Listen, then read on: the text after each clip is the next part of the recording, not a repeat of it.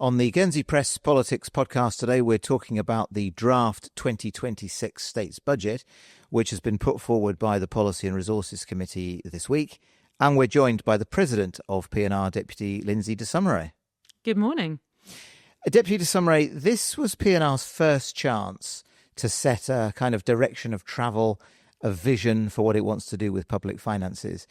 You haven't really taken the opportunity to do that in this budget. Can you just explain why that is, please? Well, that's mainly because we didn't really have that opportunity.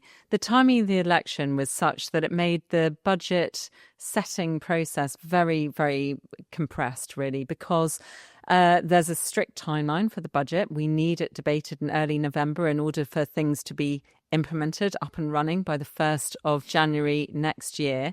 And the election falling when it did really interrupted that process. And what it meant was quite a disjointed affair, really, because the previous committees in the previous political term had to put together the initial submissions, and then the new committees who'd barely got their feet under the table had to come along, assess that, figure out whether they were happy with them, what they wanted to change, and then submit them before they'd even really finished their own inductions. So it was a very challenging process for committees, and really, it is what it is. And I think, do you feel slightly aggrieved at having to take ownership for this budget then, if you feel that to a large extent you've just had to pick up the work of your predecessors? No, I'm certainly not feeling aggrieved about anything. But what I would say is that for two reasons, that being one of them, this was not an opportunity to do anything radical or set any grand visions or anything. The other reason is we recognise that we do need a more fundamental change in our tax system in order to make it sustainable into the future, and that we are not going to achieve that change through the 2026 budget, which really only focuses on 1 year. Now, that work is very much underway, as you will appreciate. Many of the listeners to this will know. The previous states has agreed the implementation of the GST Plus package, and we have got some work underway being led by Deputy Parkinson and with the involvement of Deputy St Pierre as well, the tax review subcommittee, and they are looking at potential alternatives. So that work will come to the states in the first half of next year, and that will really be the opportunity for the states to set the direction for the future. And really, until that point, what we need is effectively a holding budget. We need to be able to fund the services that we will rely on from the start of next year. And so that's really what this budget is. They are two slightly different things, because 2026 budget is incredibly important in terms of making sure that we can carry on delivering public services, etc. But it's not that grand vision for the future that you alluded to. OK, before we talk more about the income and expenditure proposals in the budget, can you just clarify for us the position on capital projects? Is there going to be a kind of set-piece debate at some point where this states will decide the priority to give its capital projects? Or is that now not being done as part of the tax debate next summer? No, it will be done. Will it be done at the same time, though? Well, I don't want to preempt anything, because I'm actually about to have a conversation with the committee presidents about that process. And so, although we've got ideas and we're going to make recommendations or suggestions, I really want to hear that. So P&R has not yet decided how to approach the debate on capital projects for this term, is that? Well, no, we do, but I want to discuss it with the committee presidents ahead of you, really, if that's okay. Right, let's look at the budget 2026 proposals. For every £1 of estimated cost reductions that are proposed, you are proposing £3 of new spending on top of inflationary increases in committees' budgets. And yet the budget report claims that there are £4 million of savings in this budget. Is it not somewhat disingenuous to say there are £4 million of savings when actually the net change is an £8 million increase in spending? No, they are two separate things. So first of all, I think it's important to put it in the context. So an £8 million increase in terms of the size of the budget overall is a very, very small proportion. But I think what's important to recognise is that we don't have a static baseline. So the reason that we have to spend more is because we have to run in order to stand still. So every year, and this is a wonderful problem to have in many respects at a human level, we as a population are getting older. And because we are getting older and because our dependency ratio is changing, it means that we need to spend more on services that an ageing population requires. So typically, in terms of health and care. So that is a real cost pressure, which is increasing year on year. So we don't have a static baseline. It's not like you can say, well, whatever we spent in 2025 must be adequate for 2026, because actually the needs of the population are not the same in 2025 as they will be in 2026.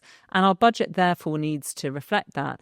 And that really speaks to that bigger bit of work that we're doing about making sure that our tax system is fit for purpose and sustainable into the future, because we know that the way we've done it and the way that it's worked for decades, in the past, is just not going to be fit for purpose into the future. You say you had a compressed timetable to work with. You went to committees and proposed essentially an inflationary increase in their cash limits, and they came back requesting £28 million of additional budget. Now, in simple terms, P&R has agreed to 12 million and has rejected 16 million. Now, I know that the cash limits are for those committees to decide how to spend, but can you just give us some examples of the additional expenditure that P&R has agreed to and some of the additional expenditure which you rejected? Well, I think you have already given the answer in that is not P&R's call. So it is P&R's call to recommend a cash limit to the states. The first bit that is important to recognise, it is ultimately up to the Assembly as to whether they agree that recommended limit or indeed amended in any way upwards or downwards. So that's the first thing to say. But ultimately, the most important thing to recognise is that it is for those committees to spend their cash limit as they see fit. So really, it's not for P&R but you to go approved about the 12 million of additional spending on top of inflation. I mean, there must have been some kind of rudimentary business case put forward by those committees that your committee must have some idea of what is going to be purchased or what's going to be achieved for the community by the £12 million uplift in real terms in spending that's being proposed. So the short answer is a lot of that is in health. For the reasons that I touched on earlier. We do have this changing baseline of need. We do have to spend a lot more on health in order to run to standstill in terms of the needs of the community. But in terms of the specifics, I really can't say that because, yes, committees came forward with submissions and there was a lot of merit in what they were saying. And, if money were no object, we'd have been delighted to approve the vast majority of them because we think some, great cases were made. But the reason I can't preempt the committee's expenditure ultimately of that cash limit is because actually, given what has been approved, assuming that is also approved by the Assembly, they might make different choices. So actually, it's not for P&R, it's not P&R's business. We have a committee system and it is very much in the gift of those committees to decide how to spend their cash limit and how to prioritise accordingly. And the 16 million that didn't make it into the committee cash limits, can you give us some examples of requests that were made that P&R was not convinced by and hasn't included in the budget? Well, again, it's the same thing. But if I can generalise, it's fair to say that there were some really good requests or submissions around new services, which although we thought, well, there might be merit in that. We just can't afford to do that at this particular time. I think it's also fair to say that although I can't preempt what the committees will eventually spend their cash limits on, I think it's also fair to say that one of the chief considerations was making sure that we weren't being too myopic about it. So there was a sort of running theme through a lot of conversations with committees about making sure that we're not creating a false economy and that we are putting resources into things that will ultimately bear fruit for the longer term. But I think even more importantly than that, the committees were sort of jumped with this budget really because of the timing of the election. But I was really encouraged by the appetite shown by committees to look under the bonnet, have a real rummage around and see if there are better ways of doing business as usual. So I was very impressed and encouraged by their enthusiasm for that. They just haven't had the opportunity to do that in the run-up to this particular budget. But we are aiming for that across all of the committees and we'll support them in that work in time for the 2027 budget. So I think it's fair to say that really in this budget setting process, as a general rule, most of the things that are being provided or expenditure that has happened in 2025 have sort of rolled over as part of BAU, and then the budget submissions focused on necessary increases or extensions of those services, or in some cases new services. So that was really where the focus was. There is a world in which actually it might be better to provide those new services and do some of the old things that the way that we've always done them a little bit differently and to make savings accordingly. So those are some of the decisions that committees can hopefully make within their cash limits, but they just haven't had enough time, any of them, to really get to grips with where the potential for that is. Now, Deputy St Pierre is your Treasury and Resources lead, and he is not here to defend the budget, and you are here in his stead, essentially. But when he stood for election, leading Forward Guernsey, he said that they were committed to spending cuts of 1% per year. Mm-hmm. Now, if that was seen through in the 2026 budget, you would have taken about £6 or £7 million net off cash limits. Instead, the net increase in spending proposed is £8 million. Did he try to persuade the rest of the committee to go for a 1% spending cut, and you vetoed that? Or did he drop that idea as soon as he got onto P&R? There is, as you know, a very stringent law around budget conversations, and I'm slightly nervous even now the budget has been published of saying anything that potentially violates that. But what I can say is that we considered an awful lot of approaches, including essentially an arbitrary cut. And you will remember, Matt, because you were in the Assembly at the time, in the 2016 to 2020 political term, there was a part of that where committees were indeed given spending reduction. It wasn't even a target. Our cash limit was, going to be reduced, I think, initially by 3%, then 5%, then 5% was the plan. I think we only ever the first tranche of that was enacted. We did discuss that kind of approach. However, we didn't feel as though that was the best way forward on balance. And part of that was really the learning from how that has worked in the past, partly in that experience I've just described, but also through the FTP process. And what tends to happen is you get salami slicing of public services and short-term savings, which really come back to haunt you in the longer term. And this is what I meant earlier when I mentioned we were keen not to be myopic about it and too short-termist in our approach.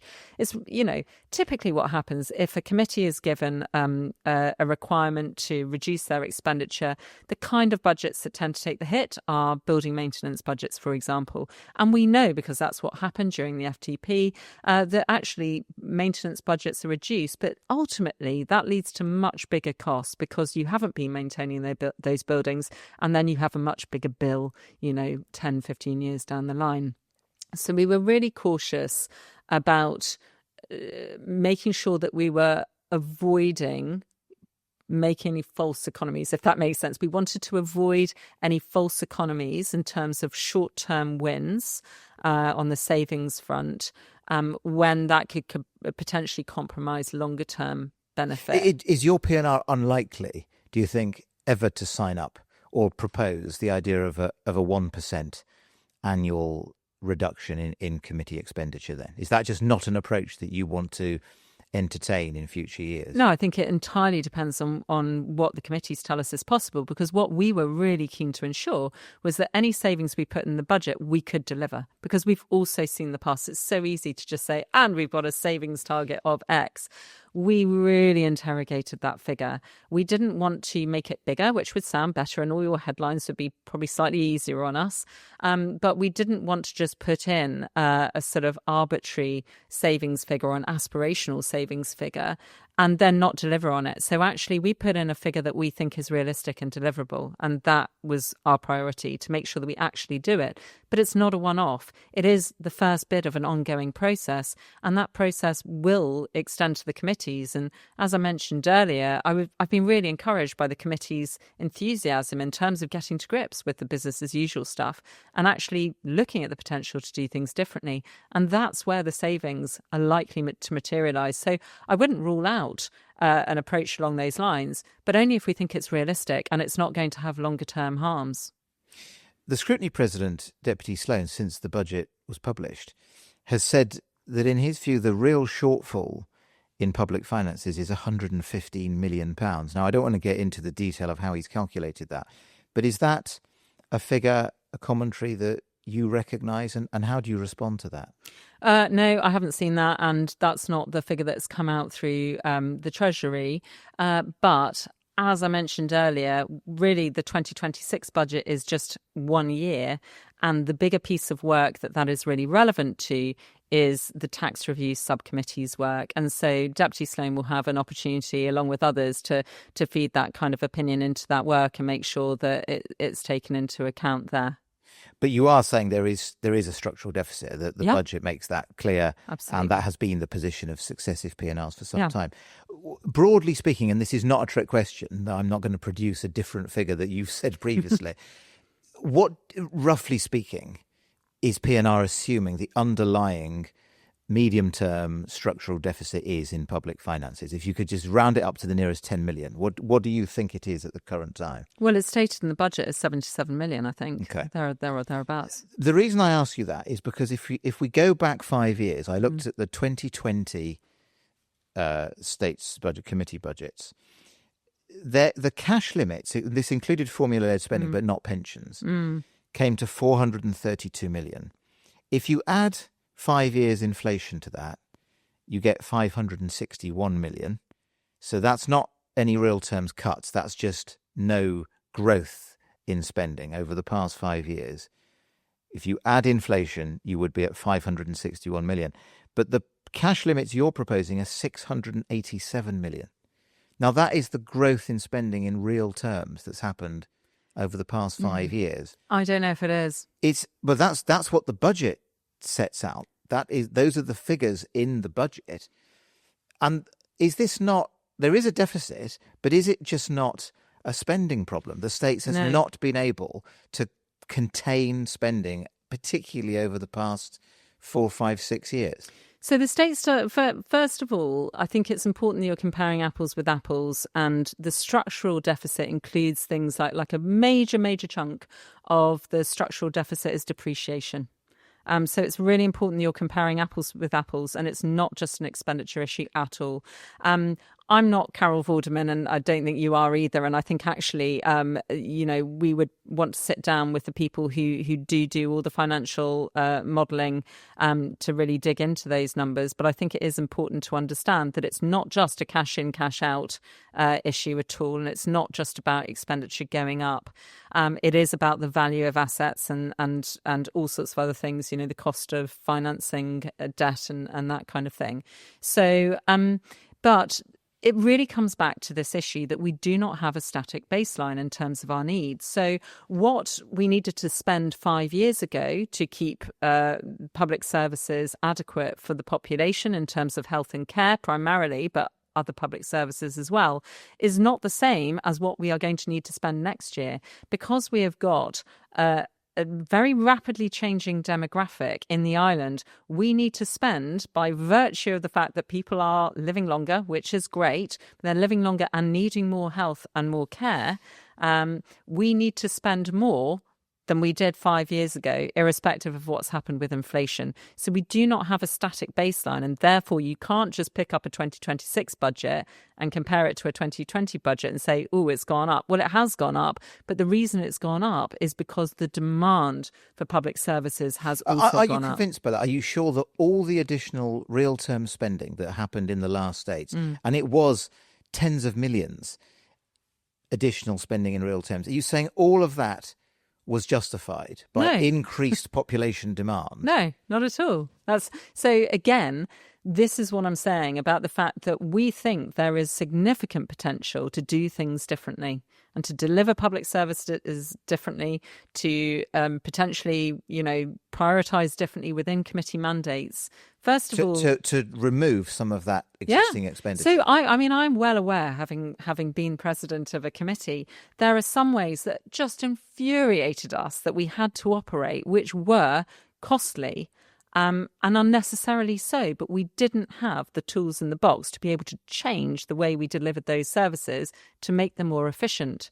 And this is why sometimes you need to spend in order to save. So you need to invest in your infrastructure, particularly around your digital infrastructure, for example, in order to realise some savings down the line and deliver public services more effectively. So absolutely, I'm not convinced that all the expenditure was absolutely necessary. In fact, I know of clear examples where we are not, spending as efficiently as we would all like to. But in order to get to that point, we are going to need to invest. There was a report that came out in Guernsey, I think earlier this week, but certainly very recently, about its problems with public finances, potentially a looming deficit. Now, it has GST. It introduced it at 3%. It then raised it to 5%.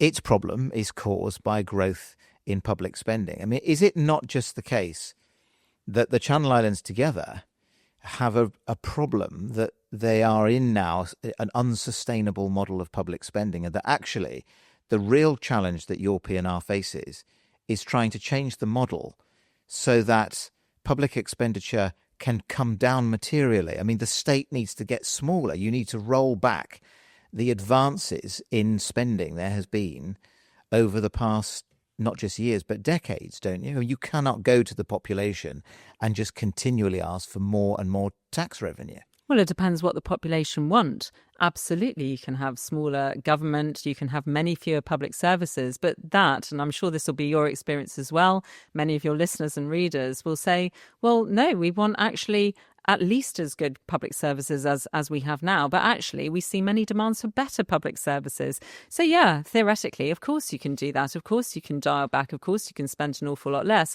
but only if the community is happy to pay the price of that in the form of what that would do to public services.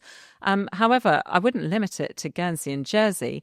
Every single mature economy across the world is facing this issue.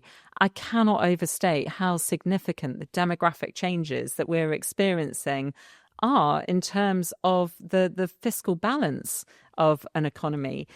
It really is profound because not only have we got an increase in people who are retired, which means that, typically they are, so this is about proportion. We've got proportionally more people, and this is a growing proportion of people who are of retirement age, which is wonderful because they're able to enjoy life. And I'm the first one to extol the benefits of having grandparents around to help, enrich your children's lives and all of the amazing things they do. But on the other hand, they are not, they don't contribute as much to the public purse effectively because they are less economically active. We're not taxing their income typically as much.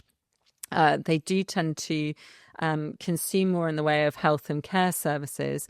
But on the other side of the ledger as well, we've got a reducing proportion of working people, which is where most of Guernsey's revenue does derive from. So it's something like 72% of state's revenue does come from income tax, which is primarily from the working population. So the biggest chunk of that is from the working population.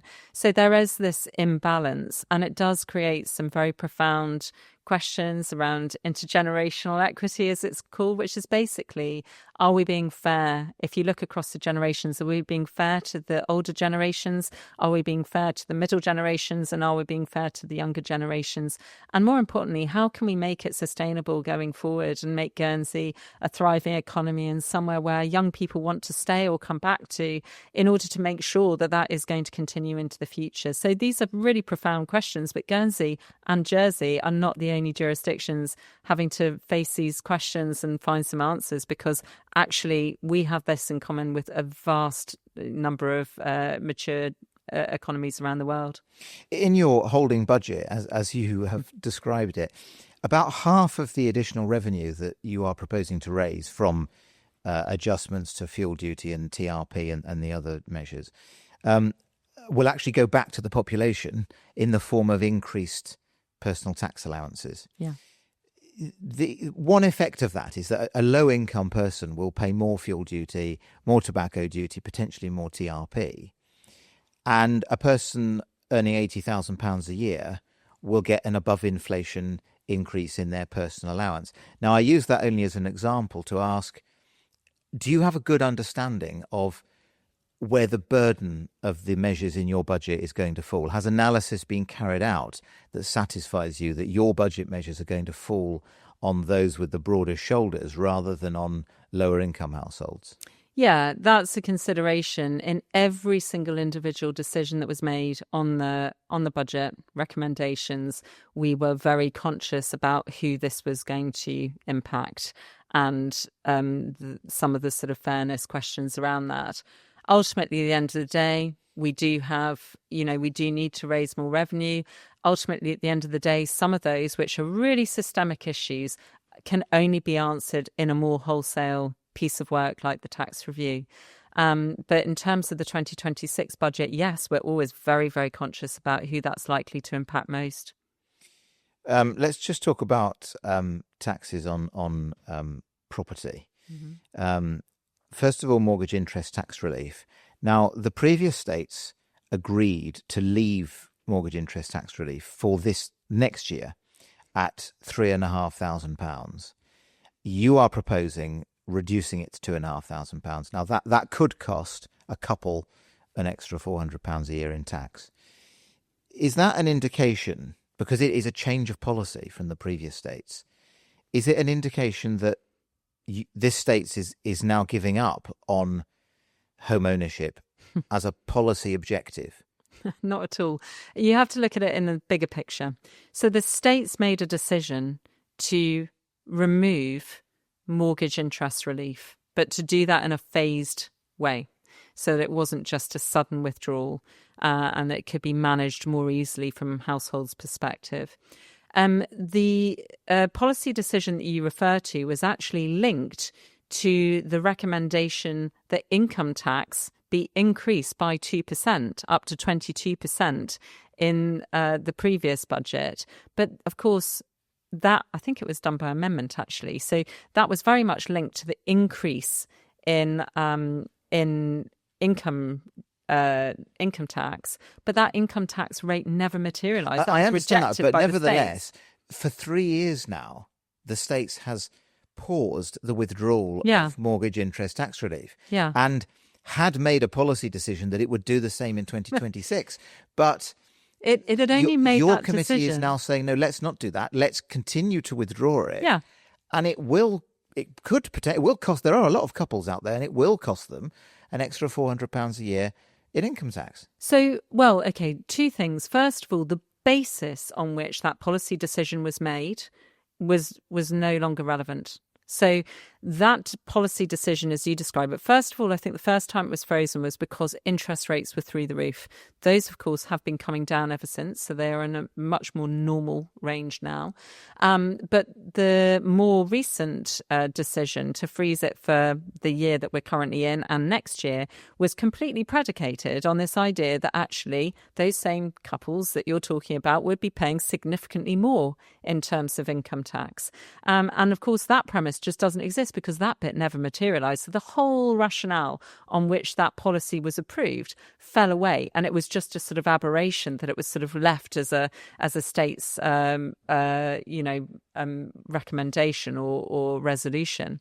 But ultimately, this speaks to the bigger picture, and the States has decided, and this has never been changed, that actually it's not right that all taxpayers, including those who don't own their own properties, including those, frankly, who have very little realistic opportunity to ever own a property, should be subsidising the people that do. So that was an overall State's decision that was taken a long time ago, I think probably 10 years ago or so.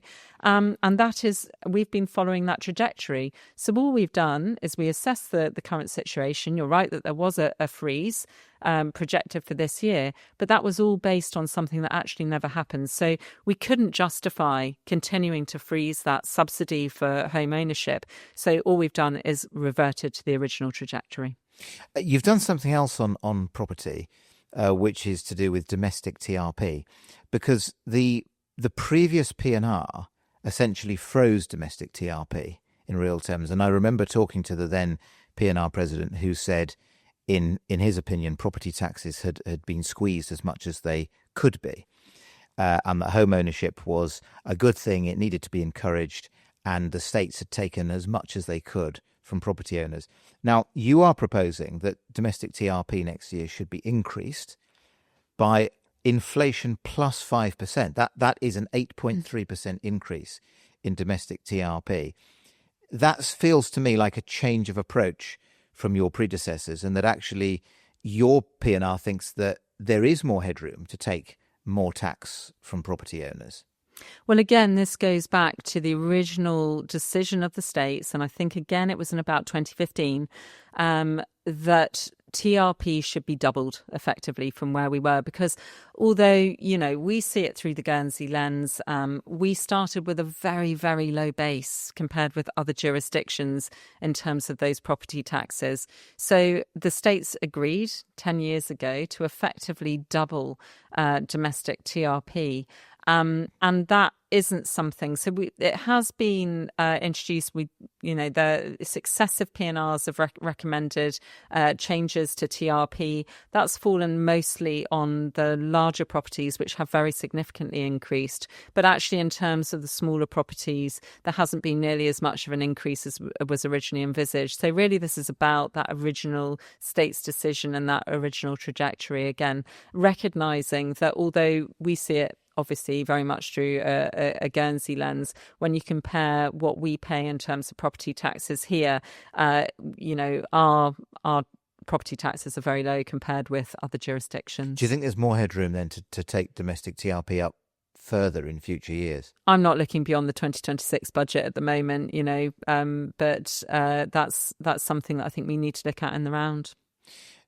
Motoring taxes, something that's been close to your heart for quite a long time. The States has this problem that even by keeping fuel duty where it is, without increasing it in real terms, the actual income is declining because of changes in technology and behaviour. That is not being resolved in the 2026 budget. How confident are you that you will have measures to deal with that in next year's budget? I want to say very, but I don't want you to... that might hold myself hostage you to fortune. Expect that in the 2027 absolutely. budget that will be done. And I expect this because I'm the chief agitator. It's been my amendments, sort of budget year in and year out, that has really have really sort of driven this issue. And I'm aware of quite how much work has been done on this. And to be completely candid, E&I in the previous political term did an awful lot of work, and the reason we never got it through to budget proposals was really because we didn't sense the same enthusiasm from PNR to pick that up and sort of run with it. But now the boot is on the other foot, so to speak. I think there is an appetite to actually grapple with this, because it's a really important issue that needs to be looked at in the round, because as you alluded to, the way we currently do things is really unfair. So what happened back in, I think the decision was made in 2006 and then implemented in 2008 or something like that. And basically at that time, what we did was we put all our economic eggs from that taxes from that sector into one basket, which was fuel duty. And although that made sense in some respects, certainly superficially very appealing at the time, because you could say, oh, well, it's a polluter pays thing. It's great. It did have a number of knock-on implications. And one of those is that since then, we've seen that every decade, vehicles get on average 30% more efficient in terms of their fuel use. And that's just improvements in technology.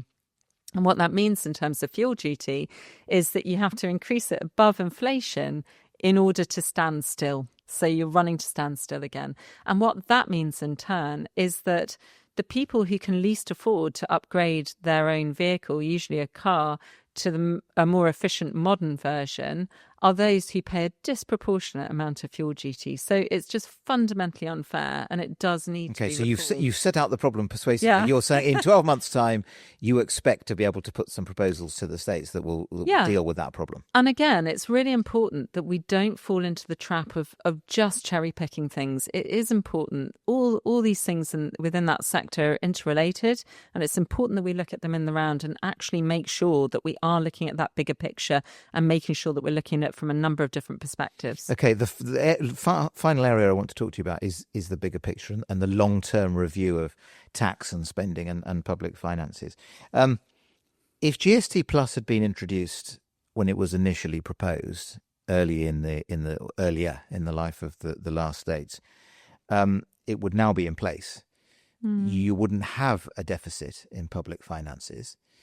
You consistently voted against GST Plus. When you now look at the figures from the position that you are now in as president of PNR, do you regret not agreeing to that GST Plus package? No, I think it improved remarkably. I don't think it was first mooted as a green paper or white paper, I forget, but it wasn't proper proposals. It was just like a thought piece, wasn't it? So I don't think there ever was like a starting date in that initial thing. They just wanted to test the water, and I think that was one of their mistakes actually, is I think, had they come out with something with definitive proposals, a definitive timeline, and actually, put their money where their mouth was, it might have had a slightly different trajectory.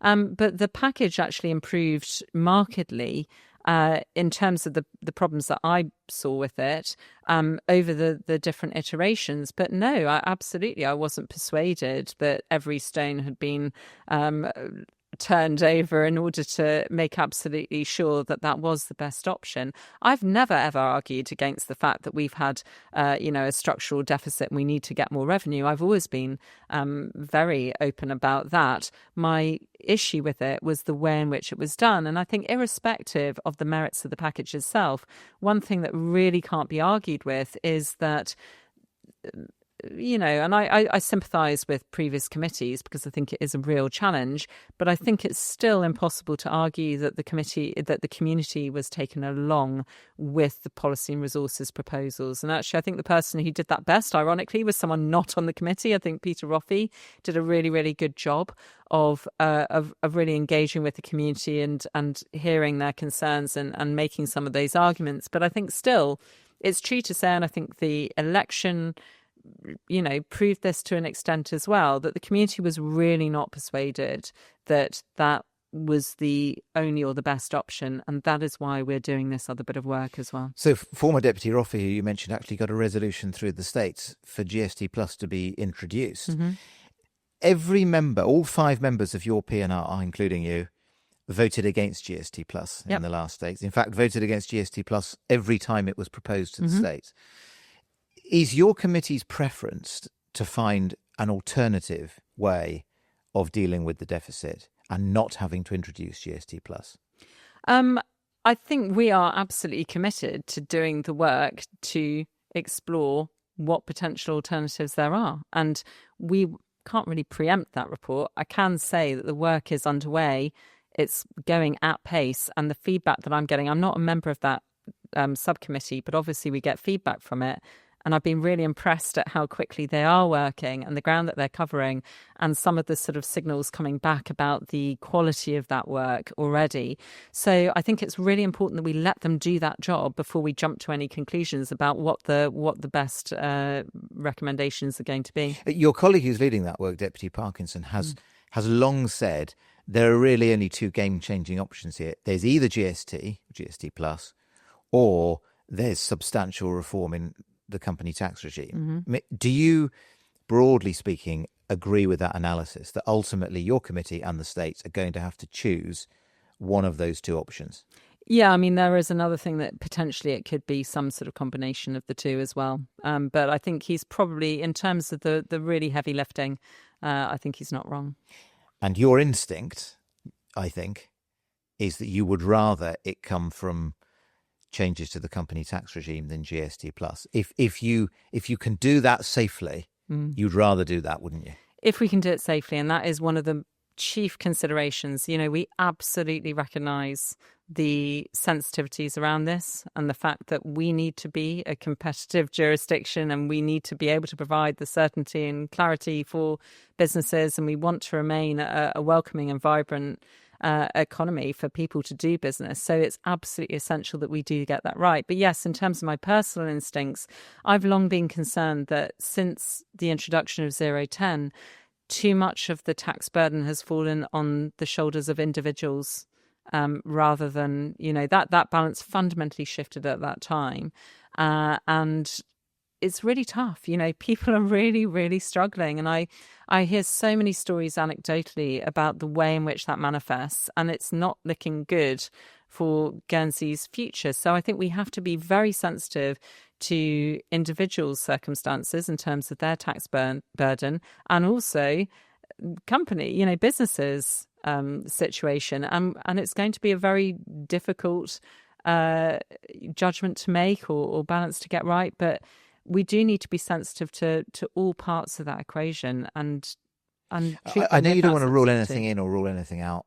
I'm not going to ask you to do that. You've got to carry out the review. But are you increasingly optimistic, increasingly confident that it will be possible to deal with the deficit without resorting to GST Plus? I can't preempt anything because I haven't seen any of the sort of tangible results from that review yet. That means you're not increasingly confident. Well, I say I'm hopeful. I'm hopeful that what I will say is I'm hopeful. Actually, what I am confident in is that the tax review subcommittee is going to do a really thorough and professional job. I do have confidence in that. We've got some really, really high quality brains involved. And I think the way in which they are proposing to carry that work out does give me confidence that there will be a really thorough bit of work. What I can't do is preempt the recommendations that process will result in. So that's the bit that I can't go. That's where I can't go. But I am confident that the work itself will be of good enough quality for us to have a really informed debate. And actually, ahead of the states debate, there needs to be another community debate. So, you know, it's important that the process that they're going through now is very mindful of bringing the community into that conversation. And actually, I'm certainly very keen to make sure that people with certain pockets of expertise, particularly around innovation or AI, for example, are feeding into that process to make sure that it is as forward-looking and future-proof as possible. What you are seeing, though, is increasingly informed estimates about Pillar 2 company tax income. Now, Deputy Parkinson was saying when the Treasury was saying it would be 10 million a year, that's hopelessly out. When they were saying 30 million a year, he was saying it's more than that. Now, your own budget is forecasting that it will be closer to 40 million. Yep. I mean, you must feel, you're sitting there as the P&R president, you're exposed to these discussions and the analysis around tax income all the time. You must be feeling that the mood music is changing and that Deputy Parkinson's long-held view that it's possible to generate much more from the company sector. I mean, he is being proved right by your own figures, isn't he? Yeah, certainly in terms of Pillar 2, that is correct. And you're right that we are anticipating about 40 million from Pillar 2 in 2026. I would say that is still slightly. There are variables in that, and we don't know that for certain. And we haven't banked any, even though we are busy accruing Pillar 2 income at the moment. We haven't actually banked any of that. So I think there is a certain amount of suck it and see, but certainly there is a range. We thought 40 million was a reasonable scenario to include within our budget forecasting. And beyond 2026, it could climb further. I mean, potentially, but these are some of the things that we are factoring into that work I referred to earlier. My final question is that for the politicians and the independent people and the officials who are working in this area, has P&R given any kind of direction about the ratio of tax increases or spending cuts that it wants to see when it eventually puts proposals to the states to deal with the structural deficit? Do you have any kind of ratio in mind as to the extent to which spending reductions should contribute to dealing with the deficit? Not yet, but that is something that we'll look to committees to help inform, because at the end of the day, they are the experts in the services and the expenditure that they control. And as I mentioned, they are keen to look to see how things could potentially be done differently and more effectively. So I wouldn't like to come up with any arbitrary numbers, but I would like to include something that is well informed and realistic, and that we can only arrive at that kind of analysis through conversations with the committees themselves. Okay, thank you for your time, Deputy Lindsay de Sausmarez. Thank you.